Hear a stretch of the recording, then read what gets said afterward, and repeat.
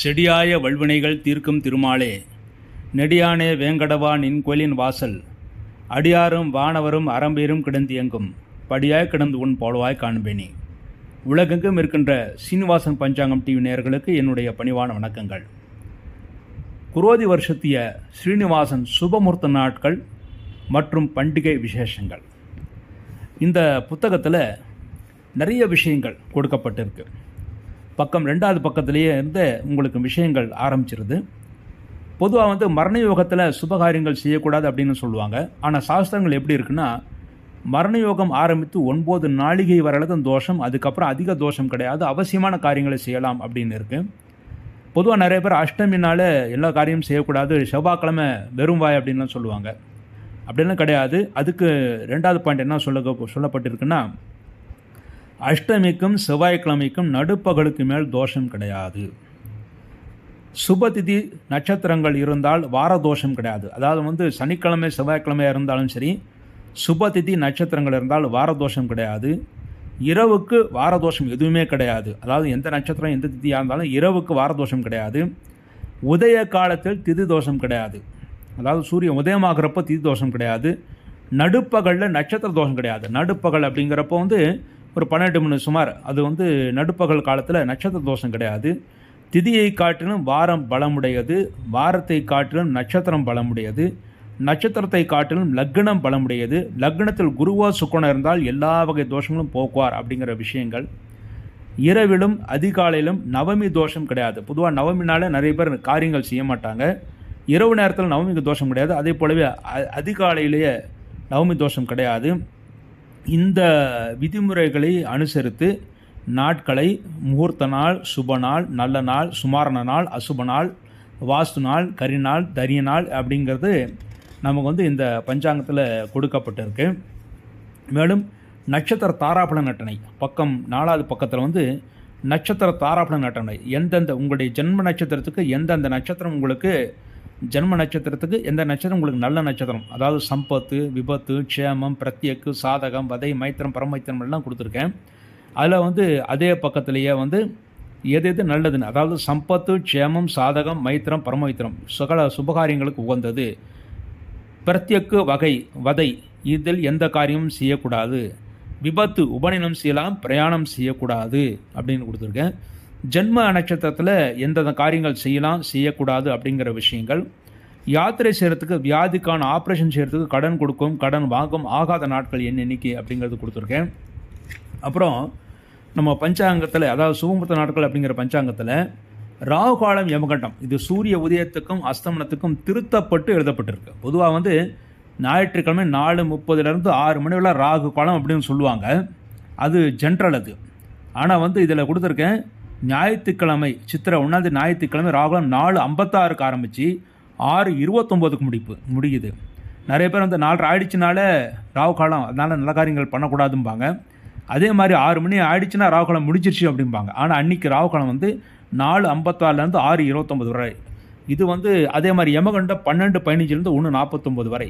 இந்த மாதிரி ராகு காலம், யமகண்டம் சூரிய உதயத்துக்கும் அஸ்தமனத்துக்கும் தகுந்த மாதிரி திருத்தி எழுதப்பட்டிருக்கு. அப்புறம் சுபஹோரை நல்ல நேரங்கள், காலையில், முற்பகல், பிற்பகல், இரவு எந்த நேரத்தில் வேணாலும் நீங்கள் இதை பார்த்து சுபஹோரை நல்ல நேரங்கள் என்னென்னைக்கு வருது அப்படின்னு தெரிஞ்சுக்கலாம். அதே மாதிரி ஒவ்வொரு மாதத்துலேயும் திருமணம், சீபந்தம், உபநயனம், வாசக்கால் வைக்கிறதுக்கு, கிரக ஆரம்பம் செய்கிறதுக்கு, மாங்கல்யம் செய்ய, புது வண்டி வாங்க, வித்யாரம்பம், தொழில் தொடங்க, கடன் வாங்க நல்ல நாட்கள், சாந்தி முகூர்த்தத்துக்கு நல்ல நேரம், அப்புறம் கிரகப்பிரவேசம் செய்கிறதுக்கு நல்ல நேரம், கும்பாபிஷேகம் அதற்கான நல்ல நேரம் இதெல்லாம் கொடுக்கப்பட்டிருக்கு. அதே மாதிரி குழந்தைகளுக்கு காது குத்துறதுக்கு எந்த நேரம் நல்லது, புது வாகனம் வாங்கிறதுக்கு, அதில் ஏறுறதுக்கு எந்த நேரம், கடன் தீர்க்கிறது, நிறைய பேர் கடன் தொழில் அவதிப்படுவாங்க. அந்த கடன் தீர்க்கிறது எப்போ கடன் தீர்த்தா நல்லது அப்படிங்கிற அந்த ஒவ்வொரு மாதமும் கொடுக்கப்பட்டிருக்கு. அதே மாதிரி நிறைய பேர் ஹோமங்கள் நல்ல நாள் பண்ணாமல், அதாவது அந்தந்த தேவதைகளுக்கு ஏற்ற ஹோமங்களுக்கான நாட்கள் தனியாக இருக்குது. அது தெரியாமல் அந்தந்த தேவதைக்கு உகந்த நாட்கள் இல்லாமல் வேறு நாட்கள் அந்த ஹோமங்கள் பண்ணால் அதுக்கு பலன் தராமல் போயிடும். அதனால் கணபதி ஹோமம் செய்கிறதுக்கு, சுதர்சன ஹோமம் செய்கிறதுக்கு, தோஷ பரிகாரங்கள் எந்த கிரகங்களாக இருந்தாலும் அதற்கான தோஷ பரிகாரங்கள் செய்வதற்கு, தில ஹோமம், பித்ரு ஹோமம் செய்வதற்கு எண்ணிக்கை அப்படிங்கிறது. அதுக்கப்புறம் இல்லாமல் ஆப்ரேஷன் செய்து குழந்தைகள் பெறதுக்கு, அதாவது இந்த காலத்தில் நிறைய ஆப்ரேஷன் பண்ணி குழந்தை பெற்றுக்கிறாங்க. ஆப்ரேஷன் பண்ணி குழந்தை பெற்றுக்கிறது அப்படின்னு ஒரு முடிவு வந்த பிறகு நம்ம நல்ல நேரம் பார்த்து பண்ணுறது தான் நல்லது. ஏன்னா வந்து கல்யாணம் அப்படின்னு முடிவான பிறகு நல்ல நேரம் பார்த்து கல்யாணம் பண்ணுற மாதிரி ஆப்ரேஷன் பண்ணி குழந்தை பெறத்துக்கு வந்து நல்ல நேரம் நல்ல லக்னம் இருந்தால் நல்லது. அதெல்லாம் ஒவ்வொரு மாதமும் நான் வந்து தனித்தனியாக வந்து ஆப்ரேஷன் செய்து குழந்தை பெற எப்படி அப்படிங்கிறது உங்களுக்கு 12 மாதத்துக்கும் தனித்தனியாக கொடுக்கப்பட்டிருக்கு.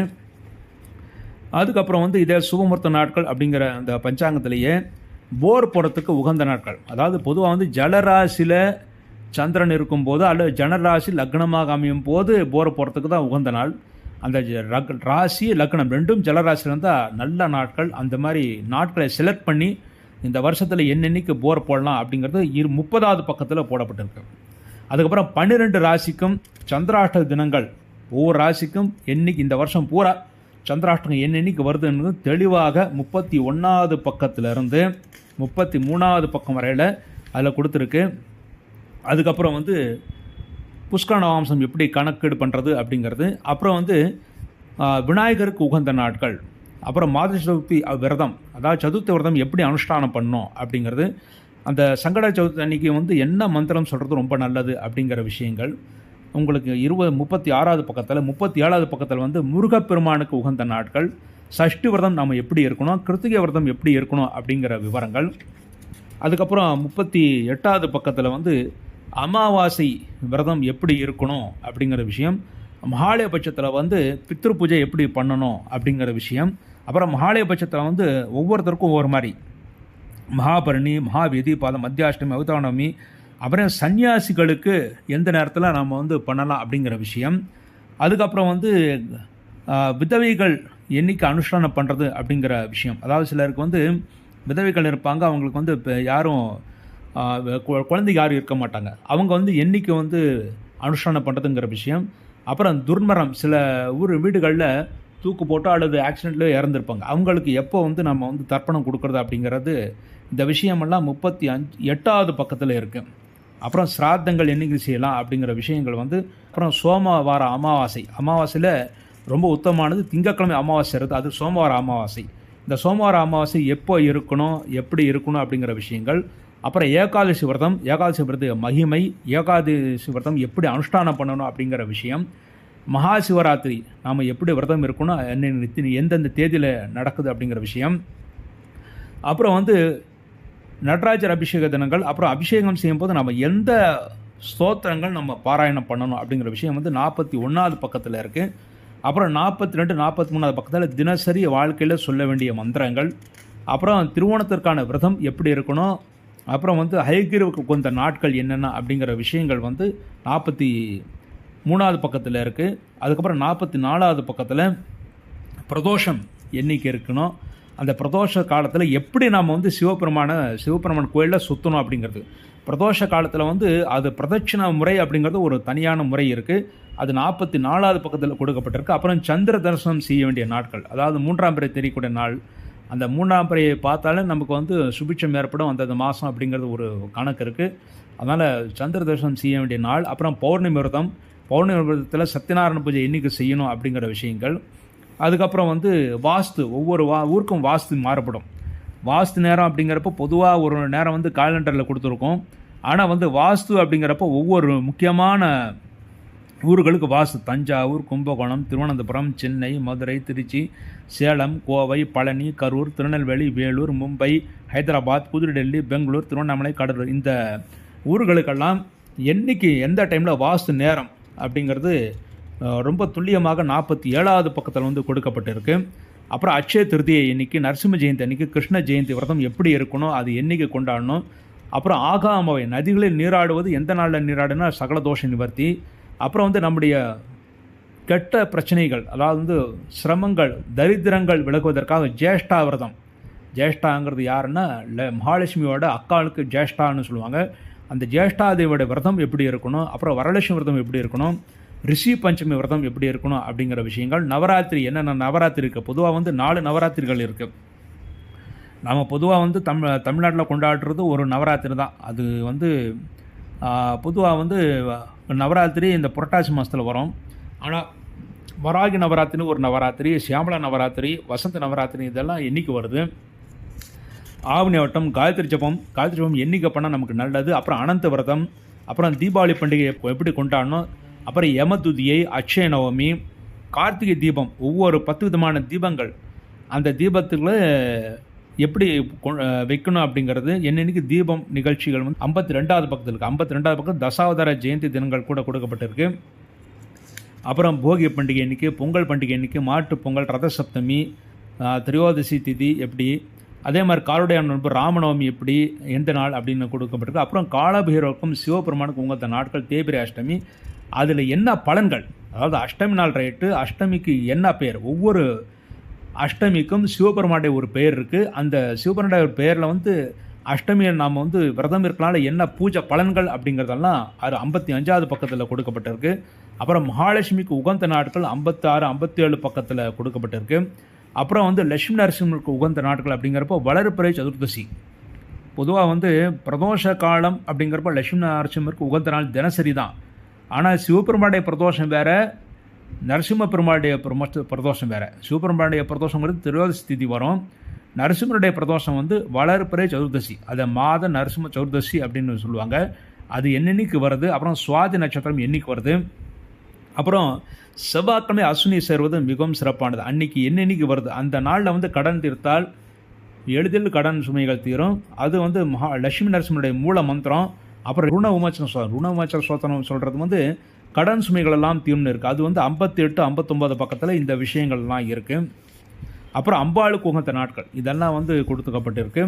அப்புறம் வந்து பராசக்தியின் 10 வடிவங்கள், அதாவது பொதுவாக பெருமாளுக்கு 10 அவதாரம் மாளி, பராசக்திக்கு 10 வடிவங்கள் இருக்குது. அதாவது வந்து ராஜமாதங்கி, பகலாமுகி, சின்னமஸ்தா, தூமாவதி, புவனேஸ்வரி, பத்ரகாளி, திரிபுர பைரவி, கமலா, திரிபுர சுந்தரி, தாராதேவி அப்படின்னு 10 வடிவங்கள் இருக்குது. அந்த வடிவங்களுக்கான நாட்கள், அதாவது வந்து எண்ணிக்கை வந்து நம்ம வந்து அதற்கான பூஜைகள் பண்ணணும் அப்படிங்கிற விவரங்கள் கொடுக்கப்பட்டிருக்கு. அப்புறம் நினைத்த காரியங்களை சாதிக்க இவரிடத்தின் கிடைப்பதற்கு அரிய மிக முக்கியமான நாட்கள். இந்த நாட்களில் வந்து விஷ்ணு சாஸ்நாமம், லலிதா சாஸ்நாமம், ருண விமோச்சன ஸ்தோத்திரம், துர்கா சப்தசதி, சௌந்தரலஹரி, அபிராமி அந்தாதி, பஞ்சசுக்த பாராயணம், ஏகாதசி ருத்ரஜபம், இதெல்லாம் வந்து இந்த நாளில் செஞ்சால் எதிர்பார்த்ததை விட அதிகமான நல்ல பலன்கள் கிடைக்கும். அப்புறம் நாம் செய்யக்கூடிய பூஜைகள் அதற்குரிய பலன்கள் நன்றாக விருத்தி அடைந்து நமக்கு கிடைக்கும் அப்படிங்கிற விவரங்கள் இந்த புத்தகத்தில் போட்டிருக்கு. இது 64 பக்கம் தானே. இது ஒரு பொக்கிஷமாக நம்ம வந்து வச்சுக்கிட்டு தினசரி வாழ்க்கையில் எப்படி உபயோகப்படுத்துறது அப்படிங்கிற விவரங்கள் இதில் இருக்குது. இது ஒரு தினசரி வாழ்க்கை வழிகாட்டி பஞ்சாங்கமாக நாம் உபயோகப்படுத்தி கொள்ளலாம். இந்த பஞ்சாங்கத்தின் பேர் வந்து குரோதி வருஷத்தே சின்னுவாசன் சுபமுகூர்த்த நாட்கள் மற்றும் பண்டிகை விசேஷங்கள். இந்த பஞ்சாங்கத்தை அனைவரும் பயன்படுத்த வேண்டும். ஏற்கனவே சீனிவாசன் பஞ்சாங்கத்தை கூடவே இந்த பஞ்சாங்கத்தையும் சேர்ந்து ரெண்டும் சேர்ந்து வாங்கிக்கிட்டு நீங்கள் வாழ்க்கையை பூரா, அதுவும் இந்த வருஷம் பூரா நீங்கள் வந்து பயன்படுத்தி நீங்கள் வந்து வாழ்க்கையில் முன்னேற வேண்டும் என்ற நோக்கத்தோடு இது தயாரிக்கப்பட்டது. இந்த நிகழ்ச்சி உங்கள் நண்பர்களுக்கும் உறவினர்களுக்கும் ஷேர் செய்யுங்கள். அப்புறம் வந்து சீனிவாசன் பஞ்சாங்கம் டிவியில் வந்து சப்ஸ்கிரைப் செய்யாதவர்களை சப்ஸ்கிரைப் செய்யுங்கள், நன்மைகள் பெறுவீர்கள் என்று கூறி விடைபெறுகிறேன். நன்றி, வணக்கம்.